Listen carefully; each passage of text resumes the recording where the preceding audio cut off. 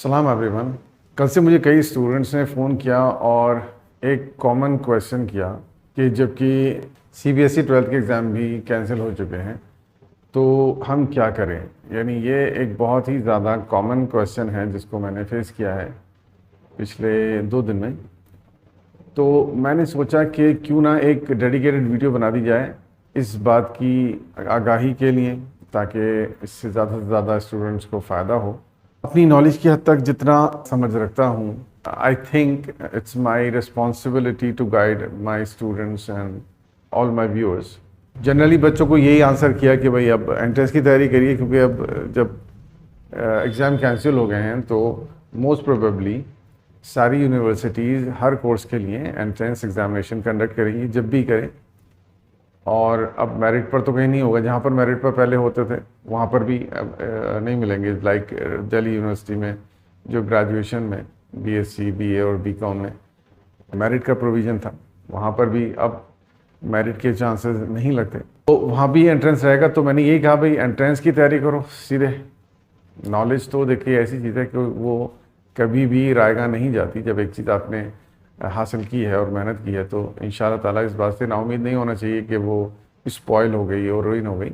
Knowledge कभी ruin नहीं होती, जो आपने गेन किया है वो हमेशा आपको फ़ायदा देगा। तो फिर अगला क्वेश्चन जो था बच्चों का मोस्टली वो ये था कि सर इसमें थोड़ी सी रहनुमाई फरमाएं कि हम क्या करें या हम 12th के बाद क्या कर सकते हैं। तो आज का वीडियो इसी ताल्लुक़ से है, क्योंकि जैसे कि मैं मैथ्स पढ़ाता हूँ तो मेरी ये अव्वलीन ज़िम्मेदारी है कि पहले मैं मैथ्स के ताल्लुक़ से बात करूँ और उसके बाद इंशाअल्लाह जितना हो सका दूसरे सब्जेक्ट्स के ताल्लुक़ से, बायो और दूसरे जो सब्जेक्ट्स हैं उनके ताल्लुक़ से भी हम बात करने की कोशिश करेंगे। तो अगर आपके पास मैथ्स विद केमिस्ट्री फिज़िक्स रही है 12th में तो आपके पास क्या ऑप्शंस हैं। एक मेरी निजी इसको राय समझ लीजिए, मशवरा समझ लीजिए। हमेशा देखिए, ये याद रखिए कि काम वो चुनिए जो आप दिल लगाकर कर सकें, यानी जो करने में आपको मज़ा आए। एक हमारे सब कॉन्टिनेंट में रहने वाले लोगों की एक जनरल साइकी है कि हर आदमी ये सोचता है कि किस चीज़ में का स्कोप ज़्यादा है, किस चीज़ का स्कोप कम है। जिसमें ज़्यादा स्कोप है उसमें बच्चों को जाना चाहिए, जिसका कम स्कोप है उसमें कम जाना चाहिए। आई थिंक हमें इस तरह नहीं सोचना चाहिए। हमें सोचना चाहिए कि हमारे बच्चे को, या एज ए स्टूडेंट अगर मैं बात करूं तो मुझे अच्छा क्या लगता है, मुझे क्या काम करना पसंद है। कहीं ऐसा ना हो स्कोप के चक्कर में मैं किसी ऐसे काम को अपना करियर चूज़ कर लूं जो पूरी ज़िंदगी मुझे रुलाता रहे और मैं रो रो कर ज़िंदगी गुजारता रहूं। बहुत बार मैंने अपनी लाइफ में ऐसे देखा है लोगों को ऐसे प्रोफेशंस में काम करते हुए फंसे हुए कि वो एक दिन के लिए भी उससे मुतमईन नहीं हुए और वो मुस्तकिल शिकायत करते रहते हैं कि यार कहाँ फंस गए, कहाँ फंस गए। तो ऐसी कामयाबी से, ऐसे पैसे से कोई फ़ायदा नहीं है भाई। सबसे ज़्यादा इम्पॉर्टेंट जो चीज़ है लाइफ में वो है सुकून, प्लेजर, इत्मीनान। और इत्मीनान इंसान को जब भी मिलता है जब वो ऐसा काम करे जिसमें उसको मज़ा आए। तो सबसे पहला जो करियर है वो है ये एकेडमिक्स। यानी अगर आप टीचिंग में इंटरेस्टेड हो किसी भी लेवल की, चाहे सेकेंडरी लेवल की, चाहे सीनियर सेकेंडरी लेवल की, और या फिर यूनिवर्सिटी में लेक्चरशिप के लिए, तो आपको ज़ाहिर है कि सिंपल ग्रेजुएशन करनी है, जिस सब्जेक्ट से भी आप ज़्यादा दिलचस्पी रखते हो। अगर मैथ्स में ज़्यादा दिलचस्पी है तो मैथ्स में ग्रेजुएशन एंड फिर पोस्ट ग्रेजुएशन, उसके बाद में फिर डॉक्टरेट। और अगर आप फिज़िक्स में ज़्यादा इंटरेस्टेड हैं तो फिज़िक्स, केमिस्ट्री में तो केमिस्ट्री। दूसरा ऑप्शन, जो अगर आप टीचिंग के लिए इंटरेस्टेड नहीं हो और आप इंटरेस्टेड हैं इंजीनियरिंग में, आप इंटरेस्टेड हैं सम प्रोफेशनल कोर्स, तो मैं अब आपको बताता हूं कि कौन कौन से प्रोफेशनल कोर्स ऐसे हैं जिसके अंदर आप जा सकते हो विद पीसीएम। तो ज़ाहिर है सभी जानते हैं कि इंजीनियरिंग एक ऑप्शन होता ही है, सबसे कदीम और सबसे पसंदीदा करियर है। तो इसके ताल्लुक से तो बहुत ज़्यादा बताने की ज़रूरत नहीं है। बहरहाल उसके अंदर ब्रांचेस होती हैं, आप सब जानते हो। उसमें आप अपनी दिलचस्पी के एतबार से ब्रांच चूज़ कर सकते हो। उसमें कौन कौन सी ब्रांचेज होती हैं इसकी डिटेल में जाने का कोई फ़ायदा नहीं है। हाँ, जहाँ तक स्कोप वाली बात रही, मैंने कहा स्कोप स्कोप स्कोप लोग करते रहते हैं भाई। देखिए सिंपल सी बात है कि हर चीज़ का स्कोप है और किसी चीज़ का स्कोप नहीं है। ये डिपेंड करता है आपके हुनर पर। देखिए किसी भी लाइन में हो आप, किसी भी फील्ड के अंदर हो आप, अगर आपके अंदर महारत है, कोई ऐसा हुनर है, कोई ऐसी स्किल है जो रेयर है, जो आसानी से लोगों के अंदर दिखाई नहीं देती, तो हर चीज़ में स्कोप है। और अगर आप कोई ख़ास स्किल नहीं रखते हो और एक औसत दर्जे की मालूमात रखते हो किसी भी फील्ड में, किसी भी फील्ड के अंदर आपका कोई स्कोप नहीं है, तो ये अहमकाना बात है जो लोग स्कोप स्कोप स्कोप की रट लगाते हैं। मैं समझता हूँ कि ये बहुत ही गलत तरीक़ा है सोचने का। दूसरा, अगर आप खुदा पर यकीन करते हो, आप किस्मत पर यकीन करते हो, तो वो भी एक बहुत बड़ा फैक्टर होता है भाई। आप इससे ध्यान हटाइए स्कोप वाली बकवास से और आप सोचिए अपनी दिलचस्पी। और देखिए एक बात मैं आपको पहले बता देता हूँ, आप चाहे मुझसे एग्री करो या डिसएग्री करो, भाई पढ़ाई करो तो सेल्फ सेटिस्फैक्शन के लिए, दुनिया को जानने के लिए, अपने आप को जानने के लिए, यही मकसद है एजुकेशन का।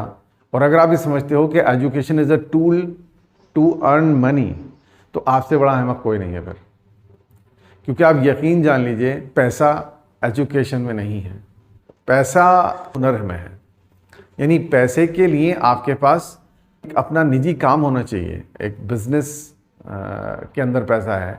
बिज़नेस से मुराद कोई भी ऐसा काम जिसके अंदर आप सर्वा हो, चाहे वो एक जनरल स्टोरी हो, चाहे वो एक मार्केट में एक दुकान ही हो, किसी भी किस्म की दुकान हो सकती है, वो भी एक बिज़नेस है। मिसाल के तौर पर हमारे अगर संभल की बात करें, गुरु रेस्टोरेंट सभी जानते हैं उसको, वो आप क्या समझते हो? आप और हम जैसे जॉब होल्डर्स उसका मुकाबला कर सकते हैं? आप इतना पैसा कमा सकते हो किसी भी जॉब से जितना वो एक छोटे से कस्बे में बैठकर कमा रहा है? नहीं कमा सकते, ईमानदारी की बात है। उसे छोड़िए, शफीक कबाबिया की जितनी इनकम है कबाबों से, आप और मैं किसी जॉब से हासिल कर लेंगे? कतई नहीं कर सकते, आप चाहे इसको माने या ना माने। मैंने बहुत गहराई से, बहुत अंदर जाकर इन चीज़ों को खंगाला है, टटोला है, तो मुझे पता है कि इन लोगों की इनकम का क्या हाल है। ये तो मैं बहुत ज़्यादा आपको बड़े बड़े नाम बता रहा हूँ। मेरे कांटेक्ट में एक बिल्कुल मामूली फल बेचने वाला, मतलब मामूली फल बेचने से मुराद ये कि वो बहुत ज़्यादा फेमस नहीं है, हालांकि काम उसका अल्हम्दुलिल्लाह काफ़ी बेहतर है।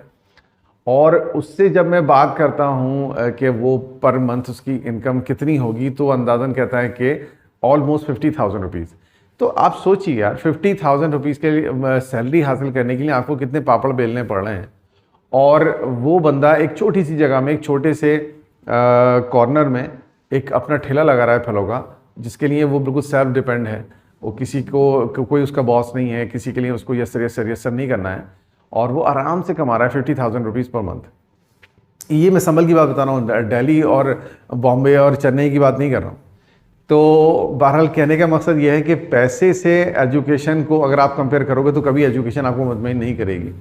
हाँ, दुनिया को जानना है, दुनिया को चलाना है, खूबसूरती के साथ चलाना है, बहुस्न खूबी, तो यहाँ पर आलिम लोग होने चाहिए, एजुकेटेड पीपल होने चाहिए। तो उसमें आपको और मुझे अपनी भागीदारी देनी है, ताकि इस दुनिया को जो अल्लाह तबारक व तआला ने हमें और आपको अता की है, इसको बहुस्न खूबी चला सकें, इसका निज़ाम संभाल सकें। इसके लिए एजुकेशन का होना ज़रूरी है। मेरे एक उस्ताद हैं, वो बहुत ज़बरदस्त बात कहा करते थे कि एजुकेशन का पर्पज़ जो है वो 5 चीज़ों को प्रोवाइड करना है। 5 तरह की जो मालूमात हैं उनको प्रोवाइड करने का नाम एजुकेशन है। नंबर 1 अपनी मार्फत, नंबर 2 अपनों की मार्फत। मार्फत से मतलब समझते हैं, आजकल हमारी यंग जनरेशन की उर्दू बहुत कमज़ोर है। मार्फत का मतलब होता है रिकग्निशन, राइट, अंडरस्टैंडिंग, कॉम्प्रीहेंशन। तो अपनी पहचान, अपनों की पहचान, गैरों की पहचान, कुदरत की पहचान और खुदा की पहचान। ये 5 पहचानें इंसान हासिल करने के काबिल हो जाए, इसका नाम है एजुकेशन। और ये है प्राइम पर्पस ऑफ एजुकेशन, अगर हम बहुत ज़्यादा प्योर सेंस में एजुकेशन को लेते हैं तो। बहरहाल अगर आप इतने प्योर सेंस में लेने के मूड में नहीं भी हो, तब भी कम से कम इतना आपको मानना पड़ेगा कि पैसे का ताल्लुक एजुकेशन से नहीं है। तो बहरहाल हम कहीं से कहीं पहुंच गए क्योंकि वो भी थोड़ा सा मेंटालिटी को दुरुस्त करना ज़रूरी है। इसलिए मैं चाहता हूँ कि इस दलदल से आप निकलो, इस फरेब से आप निकलो। तीसरा ऑप्शन जो बहुत ज़्यादा आम नहीं है लोगों के नज़दीक, वो है डेटा एनालिसिस। डेटा एनालिसिस एक बहुत अच्छा प्रोफेशन है। अनफॉर्चुनेटली ये कोविड-19 पेंडेमिक के नतीजे में, ये जो इक़्तिसादी मंदी आई है पूरी दुनिया में, उसके नतीजे में डेटा एनालिसिस की जॉब्स बहुत ज़्यादा लोगों ने लूज़ की हैं। और आई डोंट नो, मैं कोई इकोनॉमिस्ट नहीं हूँ जो मैं आपको बता सकूँ कि ऐसा क्यों हुआ है। हालांकि जॉब्स तो सभी उसमें गई हैं सेक्टर्स में, और हर फील्ड में ही जॉब्स का लॉस हुआ है। लेकिन जैसे कि मेरे पढ़ने में आया है कि डेटा एनालिसिस में बहुत ज़्यादा जॉब्स गई हैं लोगों की। कोविड-19 के पहले के टाइम के मुकाबले में उसकी डिमांड में भी फ़र्क आया है। बहरहाल वो एक ऑप्शन है, क्योंकि ये अनसर्टेनिटी की दुनिया है, नहीं मालूम कल क्या हो जाए। तो हो सकता है कि वो फिर से बूम कर जाए। इसके अंदर फील्ड वर्क बिल्कुल नहीं है, लेकिन चीज़ तो ये है कि आपको बहुत ज़्यादा मैथ्स में स्ट्रांग होना पड़ेगा, स्पेसिफिकली इन 2 और 3 branches like statistics, like probability, like linear programming. तो ये 3 चीज़ें हैं जिसके ऊपर आपको फोकस करना पड़ेगा। तो अगर आपको ये 3 ब्रांचेस मैथ्स की अच्छी लगती हैं, यानी कि स्टैटिस्टिक्स और प्रोबेबिलिटी एंड लीनियर प्रोग्रामिंग, तो आपको फिर डेटा एनालिसिस की तरफ जाना चाहिए। दूसरी चीज़ ये है कि ये हार्डकोर मैथमेटिक्स वाला प्रोफेशन है। तो अगर मैथ्स आपको अच्छी ही नहीं बहुत अच्छी लगती है और बहुत ज़्यादा स्ट्रॉन्ग फील करते हो आप मैथ्स में, तभी आप इसके अंदर ट्राई करें, अदरवाइज ना जाएं। तो इसके लिए मैं जो आपको एक स्टडी का ट्रैक है वो समझा देता हूँ कि आपको अगर डेटा एनालिसिस में जाना है तो आपको क्या करना है। तो 12th के बाद में आपको या तो करना है बीएससी मैथमेटिक्स या बीएससी अप्लाइड मैथमेटिक्स या बीए मैथमेटिक्स। आपके पास 3 चॉइसेस हैं, BSc mathematics, BSc applied mathematics या बीए मैथमेटिक्स। और उसके बाद में आपको करना है पीजी, और that is not compulsory but advisable. उसके बाद में आपको कम से कम एक कंप्यूटर लैंग्वेज की नॉलेज आपको होनी चाहिए। उनमें से एक है सेस, और दूसरी है आर, और तीसरी है पाइथन। तो अगर आप कम से कम एक लैंग्वेज में महारत रखते हैं, कि अगर आप तीनों में ही रखें तो सोने पे सुहागा, इसमें तो कोई शक की बात ही नहीं है। तो ये एक कोर्स ऑफ स्टडी रहा हमारा कि 12th के बाद में ग्रेजुएशन, ग्रेजुएशन के बाद में पोस्ट ग्रेजुएशन, और उसके बाद में कोई भी एक कंप्यूटर लैंग्वेज, इन तीनों में से कम से कम। तो ये हुआ एक तीसरा ऑप्शन। अब चौथा option, computer programming, computer applications. तो बहरहाल अगर आप बहुत ज़्यादा इंटरेस्टेड हो कंप्यूटर्स में और कंप्यूटर्स के अंदर आप अपना करियर देखते हो, तो उसके लिए आपको क्या करना है। देखिए, उसमें एक ऑप्शन तो आपके पास ये है कि आप बीएससी कंप्यूटर साइंस कर लीजिए, क्योंकि यहाँ पर डिफरेंट यूनिवर्सिटीज़ डिफरेंट टाइटल्स के तहत ग्रेजुएशन करवाती हैं कंप्यूटर्स के लिए। तो कहीं पर आपको ये बीएससी कंप्यूटर साइंस के नाम से मिलेगा, कहीं पर ये बीएससी इंफॉर्मेशन टेक्नोलॉजी के नाम से मिलेगा, कहीं पर आपको ये BCA bachelor of computer applications के नाम से मिलेगा। जामिया क्या ऑफ़र करती है, अलीगढ़ क्या ऑफ़र करती है, आप खुद देखिए कंप्यूटर से मुताल्लिक वहाँ पर क्या क्या ऑप्शंस हैं आपके पास। बहरहाल उसके लिए आप एंट्रेंस की तैयारी कर सकते हो। आने वाले टाइम में किसी चीज़ की डिमांड हो या ना हो, किसी चीज़ की ज़रूरत हो ना हो, ये एक ऐसी चीज़ हम कह सकते हैं कि इस चीज़ की डिमांड 100% कोई नहीं नकार सकता, इल्ला ये कि कुछ बहुत ज़्यादा ख़राब हो जाए, बहुत ज़्यादा गलत हो जाए। और अब कोविड-19 के ज़माने में जो कुछ हुआ है उसे देखते हुए तो कोई भी चीज़ में सर्टेनिटी से कहने की हिम्मत नहीं रखता, क्योंकि एनीथिंग कैन हैपन भाई। से वर्ल्ड वॉर 3 हो जाए, हु नोज़। तो कोई नहीं जान सकता कि उसके कॉन्सिक्वेंसेस क्या होंगे और दुनिया कैसी बचेगी भी या नहीं बचेगी। तो बहरहाल अगर जैसा चल रहा है, बहुत ज़्यादा इसमें चेंज नहीं आता है जो जिस दुनिया में हम जीते हैं। इसमें जितना डिफरेंस, हालांकि बहुत फ़र्क वाक़ई हुआ है कोविड-19 की वजह से, लेकिन अगर और ज़्यादा, बहुत ज़्यादा नहीं हुआ है, तब भी कंप्यूटर्स की डिमांड तो रहेगी नो डाउट। आने वाला टाइम कंप्यूटर्स का ही है। मैं तो ये कहता हूँ कि आने वाले टाइम में शायद हर इंसान को कंप्यूटर लर्न करने की ज़रूरत पड़ेगी। वो एक सेपरेट प्रोफेशन की तरह नहीं देखा जाएगा, वो एक मैंडेटरी हुनर की तरह देखा जाएगा कि you must have computer knowledge whether you are a doctor और इंजीनियर और लॉयर और वट एवर। तो मुझे लगता है कि आने वाले टाइम में इसका तो डिमांड रहना ही रहना है। उसके बाद में ग्रेजुएशन के बाद में अगर आप मास्टर्स भी कर लें कंप्यूटर्स में तो वेल एंड गुड, सोने पे सुहागा। और मैं यही रिकमेंड करूंगा कि अगर आप किसी प्रोफेशन को चूज़ करते हो, किसी लाइन को अपने करियर के तौर पर चूज़ करते हो, तो फिर उसमें महारत हासिल करो यार। मतलब उसमें थोड़ी बहुत नॉलेज नहीं होनी चाहिए, मस्त नॉलेज होनी चाहिए।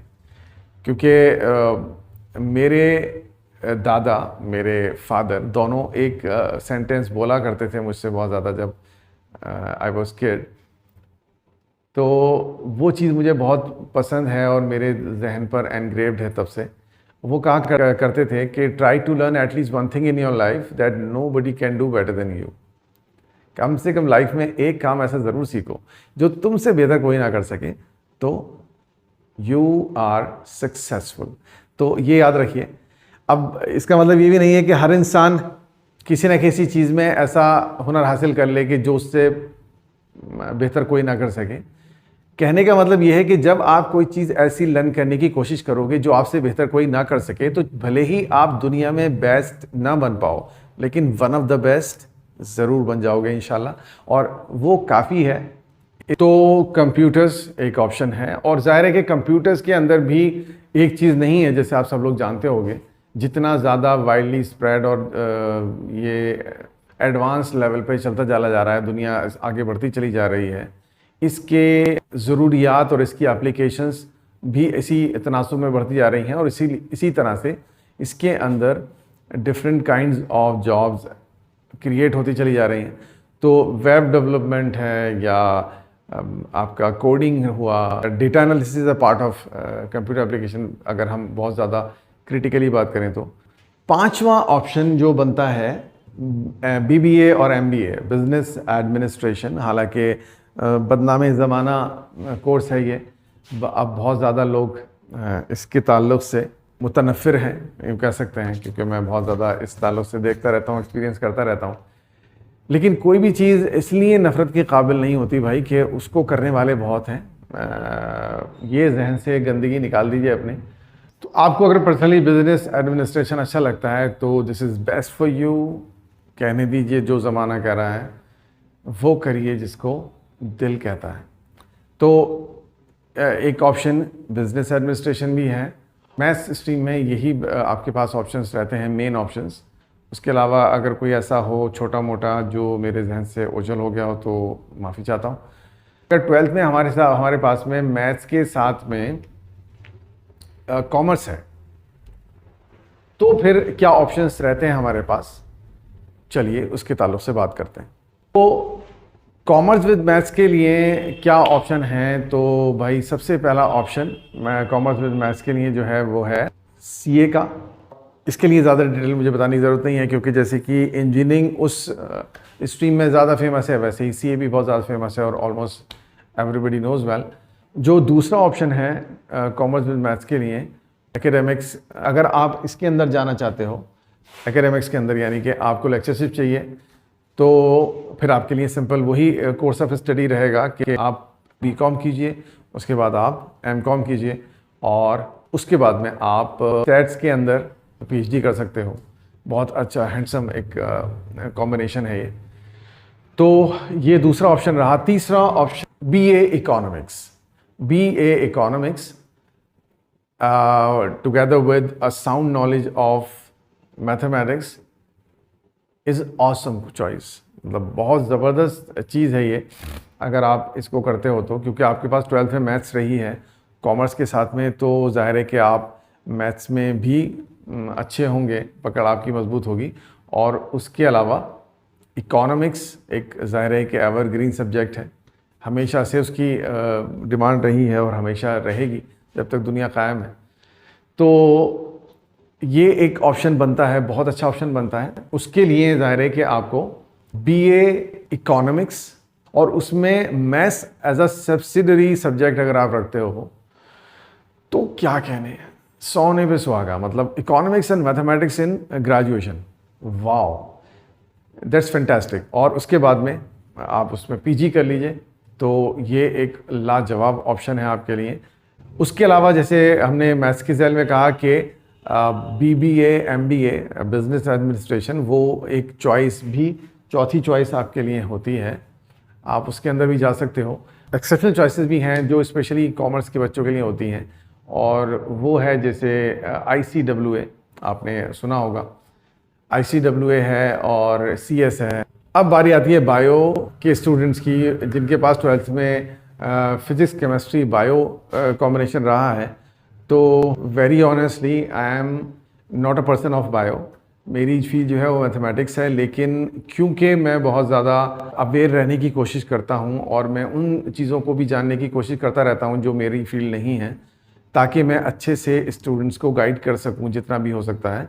और मेरा जो यंगेस्ट ब्रदर है वो इसी फील्ड का आदमी है और इस फील्ड का चीता है अल्हम्दुलिल्लाह, तो उससे मुझे काफ़ी हेल्प मिलती है, वो मुझे बताता रहता है। तो मैं काफ़ी इसके ताल्लुक़ से मालूमात हासिल करने की कोशिश करता हूँ। तो जितनी मेरे पास है मालूमात मैं आपको उतनी प्रोवाइड करता हूँ। उसके अलावा अगर कुछ बाद में और ऑप्शन मेरे सामने आते हैं तो मैं further dedicated video physics, chemistry, bio group के लिए अपलोड करने की कोशिश करूँगा। बहरहाल सरे-दस्त जो पहला ऑप्शन है medical science, okay, no need to explain it. Medical, MBBS सब जानते हैं इसके ताल्लुक से, बिल्कुल क़त्अन मुझे कोई ज़रूरत नहीं है बताने की। एंट्रेंस के ताल्लुक से, उसके स्कोप के ताल्लुक से, उसके नेचर ऑफ वर्क के ताल्लुक से एवरीबडी नोज़ अबाउट इट। लेकिन कुछ चीज़ें हैं जो बायो के स्टूडेंट्स और जनरली हमारे जो छोटे कस्बों में लोग रहते हैं वो लोग नहीं जानते बहुत ज़्यादा। उन चीज़ों के बारे में मैं थोड़ा आपको बताऊँगा कि सिर्फ अगर आप समझते हो कि बायो आपके पास है, आप सिर्फ डॉक्टर बन सकते हो, ये गलत है। सेकेंड ऑप्शन बायोटेक इंजीनियरिंग आप कह सकते हो, बायोटेक इंजीनियरिंग कर सकते हैं आप अगर कहीं, हालांकि हर यूनिवर्सिटी ऑफर नहीं करती बायोटेक इंजीनियरिंग, वो आप खुद देखिएगा कि कहाँ पर अवेलेबल है आपके लिए। BSc biotech it's a nice choice, जो जामिया भी ऑफ़र करती है। आई थिंक अलीगढ़ भी करती है, जामिया तो करती है क्या, जामिया के बारे में कंफर्म है, अलीगढ़ भी करती है आई थिंक, और दूसरी यूनिवर्सिटीज़ हैं। तो ये एक बहुत अच्छा और बहुत ज़्यादा अट्रैक्टिव एक कहना चाहिए कोर्स ऑफ स्टडी है, BSc बायोटेक। और उसके बाद में आपको ज़ाहिर है कि मास्टर्स भी करनी है, क्योंकि खाली ग्रेजुएशन करने से ये क्वालिफ़िकेशन बहुत ज़्यादा हैंडसम नहीं मानी जाती।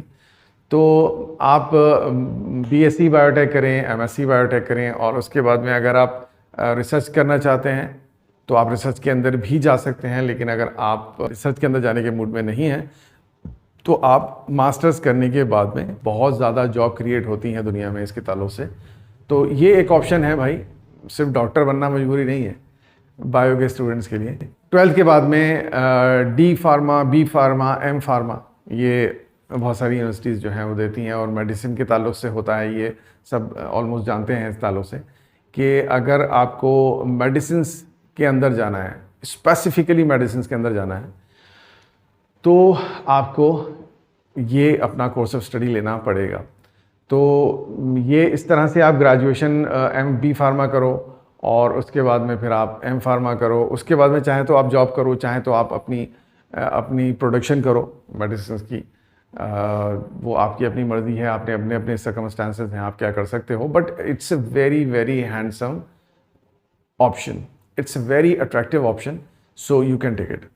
उसके अलावा अगर आप लेक्चरशिप के मूड में हो और आपको अच्छा लगता है लोगों को पढ़ाना, मेरी तरह पढ़ाना अच्छा लगता है आपको, तो आप इसके लिए अंदर जा सकते हो। मेरे हिसाब से कोई माने या ना माने, टीचिंग प्रोफेशन से ज़्यादा नोबल और अच्छा प्रोफेशन कोई नहीं है भाई। दूसरे लोग बनते हैं, ये बनाते हैं। तो बहुत बड़ा फ़र्क होता है इस बात में कि आप उन लोगों को गाइड करते हो जो कुछ बनना चाहते हैं, आप उन लोगों को बनाते हो जो कुछ बनाना चाहते हैं। तो आप इसके अंदर जा सकते हो। तो उसके लिए तो आपको पता ही है क्या करना है। आपको BSc बायोलॉजी यानी फिजिक्स केमिस्ट्री तो आपको सब्सिडरी सब्जेक्ट के तौर पर लेने ही पड़ेंगे उसमें। बहरहाल वो बीएससी करना है बायो के साथ, उसके बाद में फिर आपको एमएससी करना है, मास्टर्स करना है, और मास्टर्स के बाद में रिसर्च। ज़ाहिर है कि एकेडमिक्स में जो अगर आपको जाना है तो उसमें बहुत ज़्यादा स्कोप तभी बनता है जब आप डॉक्टरेट कर लेते हो। तो आप उस लाइन को चुनिए, तो ये बात जहन में रखकर चुनिए कि 3 years of graduation and 2 years of masters, 5 years and PhD. तो उसके बारे में कुछ नहीं कहा जा सकता, बस दुआ ही की जा सकती है। लेकिन एट एन एवरेज अगर आप मानो पीएचडी के 4 साल कम से कम, इतना तो लगता ही है, तो 5 और 4 9 साल का ये खेल है। अब नहीं पता कि 9 साल में दुनिया कैसी रहेगी, तो बहरहाल वो तो एक पॉसिबिलिटी सबके लिए है ही भाई। लेकिन ये सोचते हुए हाथ पर हाथ धरकर बैठा भी नहीं जाता। जो करना है, जो करना चाहते हैं, उस डायरेक्शन में जाना तो पड़ेगा, चाहे जितनी दूर जा सकें। तो मायूस नहीं होना चाहिए। Need to be very optimistic about everything. Please don't misunderstand me. ये मत समझिएगा कि मैं कम इम्पोर्टेंस देता हूँ या दूसरे जाहिलों की तरह मैं भी ये कहता हूँ कि 12th आर्ट सब्जेक्ट से करना, psychology, language and this and that, वो किसी भी माना में इन्फीरियर है किसी से भी, इंजीनियरिंग से या मेडिकल साइंस से। कोई मानता हो ना मानता हो, आप मानिए, मैं नहीं मानता। दुनिया चल रही है, जाहिर है कि इस दुनिया में डॉक्टर्स भी चाहिए, इंजीनियर्स भी चाहिए, लॉयर्स भी चाहिए, और बिजनेसमैन भी चाहिए, लैंग्वेज के लोग भी चाहिए, तो सब चाहिए भाई। तो जो भी ग्रेजुएशन आप किस चीज़ से ग्रेजुएशन कर रहे हो ये मैटर नहीं करता। लेकिन मैं यहाँ पर बहुत ज़्यादा बात नहीं कर रहा हूँ, तो इसलिए मैं आपसे कह रहा हूँ कि प्लीज़ इसको मिसअंडरस्टैंड मत करिएगा। मैं इसके ताल्लुक से इसलिए नहीं बोल रहा क्योंकि एक तो बहुत वास्ट फील्ड है ये, इसके अंदर मैं इस तरह से कैटेगोरिकली नहीं बोल सकता 1 2 3 4 बस ख़त्म हो गई बात, क्योंकि इतने बहुत सारे सब्जेक्ट्स हैं और उन तमाम सब्जेक्ट के ताल्लुक से मुझे आपको गाइड करना इस सूरत हाल में कि मैं बहुत ज़्यादा मालूमात भी नहीं रखता, seems to be impossible. That's why I am not talking about that. Please try to understand. तो ये था एक छोटा सा video to guide you as much as I can. Still if you have any problem or anything to ask, any query, तो आप मुझे WhatsApp कर सकते हो मेरे इस नंबर पर, और मुझे मेल कर सकते हो इस आईडी पर। सो होपफुली आपको ये पसंद आई होगी वीडियो और मदद करेगी। चैनल को शेयर करिए अपने सर्कल में जितना कर सकते हैं, और उसको लाइक करिए, सब्सक्राइब करिए। बहरहाल ये एक चीज़ है कि जो इंसान के लिए फ्यूल का काम करती है, यानी एप्रिसिएशन वर्क्स लाइक फ्यूल। ये किसी भी इंसान के लिए पेट्रोल होता है। आप कोई भी काम करिए, कितने भी आप माहिर होइए, अगर आपको अप्रिशिएट नहीं किया जाता है उस काम के लिए, तो आप बहुत ज़्यादा लंबे टाइम तक उस काम को जारी नहीं रख सकते। तो इसलिए please appreciate my efforts. I am trying very hard to help people. और अगर आप लोग इसको कम से कम अप्रिशिएट भी नहीं करोगे तो ये दास्तान बहुत लंबी नहीं रहेगी। एक न एक दिन मैं भी हिम्मत हार जाऊंगा और मैं इस सिलसिले को बंद कर दूंगा। तो ये सिलसिला चलता रहे और मैं ऐसे ही लोगों की मदद करता रहूँ। इसके लिए ज़रूरी है कि आप मेरी हौसला अफजाई करते रहें। उसके लिए लाइक करें, शेयर करें और सब्सक्राइब करें। Thanks for watching this video. फिर मिलेंगे किसी अगली वीडियो में, तब तक के लिए वस्सलाम।